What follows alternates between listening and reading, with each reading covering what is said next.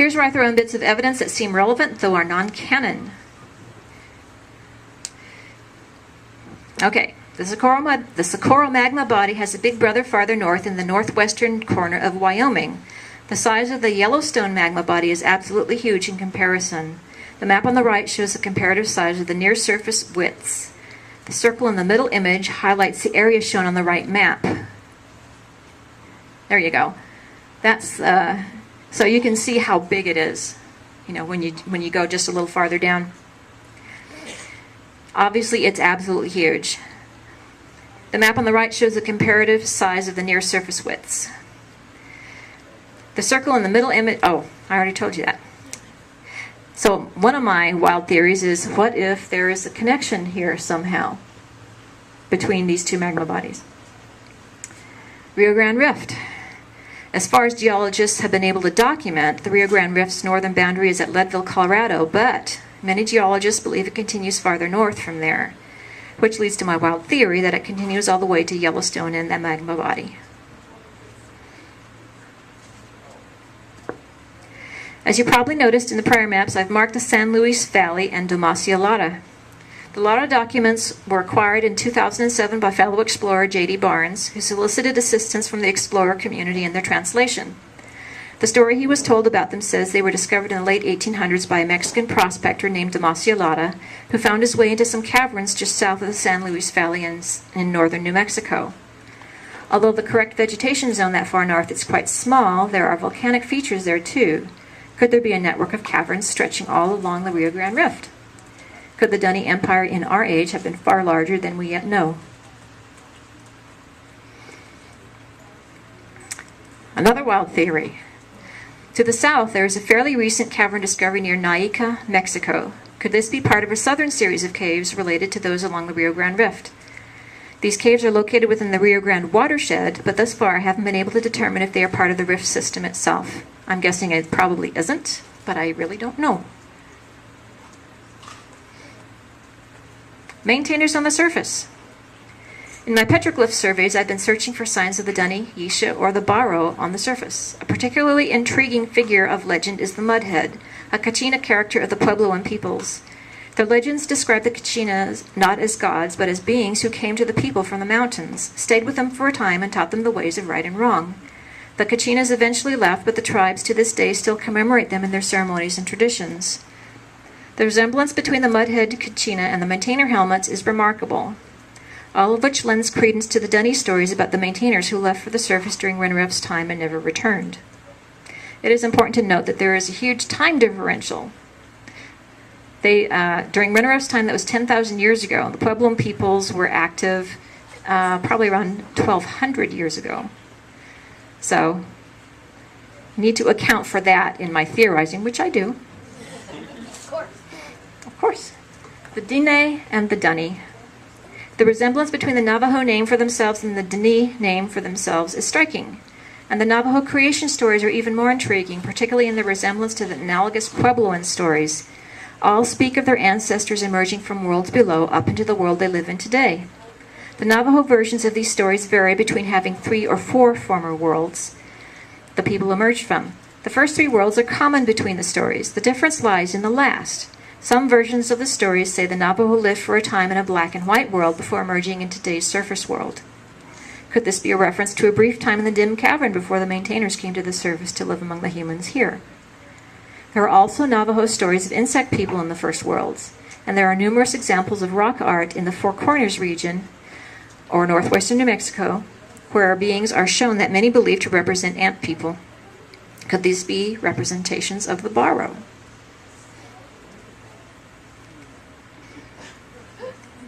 Suggestive rock art. The Mudhead petroglyph above is from the Albuquerque area. All the rest are from Three Rivers and south central New Mexico. The Three Rivers is notable for its huge concentration of petroglyphs, having more than 21,000 located within 50 acres. The images above show some of the Dunny-related glyphs, with Kadish's symbol in the lower left, Shroomy in the lower right, 2 Baro harvesting a Teledon shroom in the middle, and the cavern city in the upper right.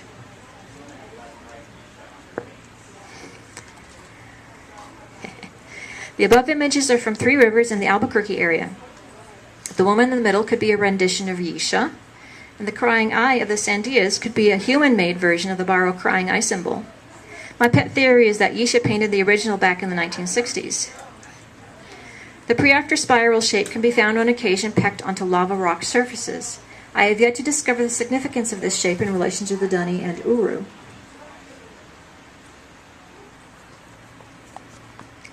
And now to connect the dots to this year's Mysterium theme, Riven. First of all, we can thank the Barrow for creating a direct connection between Riven and the Cleft. As Rawa himself says, it was not written by Katran and Anna. The daggers which mysteriously appeared around the island and the lava-filled fissures were made possible by her, Katran's, odd style, which I cannot explain. And although Catherine and Anna intended for the lava-filled fissures as part of their plan to rescue Atris while still leaving Gen trapped in his 5th age, the star-filled fissure was not intentional or anticipated. To me, it remains the most mysterious object in all the Dunny histories. 1997. After completing Yisha's journeys through the Barrow caves, it becomes more clear that the Riven star fissure is another example of a Barrow wormhole, for they all work the same way, a friendly inhabitable island in the middle of deep space, a way station between one place and another, a stable path between two places, distance and location and even time. And now to connect the dots. Oh, sorry, it didn't go. There is an interesting resemblance between Riven native male dress and that adopted by the New Mexico Apache. Both favored red headbands. Although many New Mexican tribes used headbands, red seems to have been peculiar to the Apache men. The Apache were a nomadic group of tribes in this region, related to the Navajo, until Anglo encroachment confined them to reservations. Both the Apache and Navajo immigrated from Western Canada in about 1200 years ago. I suspect the Navajo in particular mingled with the surface Dunny around that time and adopted some of their vocabulary and oral traditions. I also suspect that the Apache adopted the Rivenese natives who landed here as a result of Gen's experiments with the star fissure. And an OOC note, the actor who played one of the Rivenese natives is a Jemez tribe member, or was. He's dead now. I found it really interesting that they chose basically Native American from New Mexico to portray a Riven native.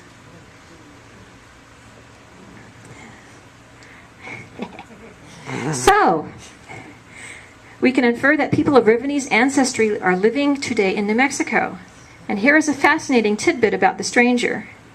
In End of Ages, Atris refers to Dr. Watson as my old friend. Does this mean Watson bears a strong resemblance to one of his ancestors? Or even wilder than that, could Dr. Watson actually be the stranger? Knowing now that the Barrow can meddle with time itself, it's within the realm of possibilities. And what's the real connection between Dr. Watson and the Millers? Could they all share a common historical and familial connection via Atris? I think it's entirely possible that Katran went to great effort to locate her fellow Rivenese here on the surface once she and Atris settled at Tamano. After all, Atris did much the same in searching out the surviving Dunny across the ages, which could mean that the stranger knew the New Mexico Rivenese quite well.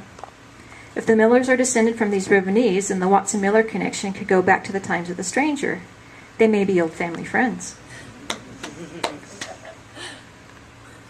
My current favorite theory about all this is that the Civieta National Wildlife Refuge was established back in 1973 in order to protect the rare tribes of surface Barrow in the area, and the need to hide their presence is the primary reason the refuge is closed to the general public. I also wonder from time to time if the stories of chupacabra sightings and cattle mutilations are embellished tales of occasional Barrow sightings and the remains of their hunting forays off the refuge. I hope you enjoyed your trip down the rabbit hole with me. Indeed. If you want more, watch my Twitter feed and my forum thread. Thank you.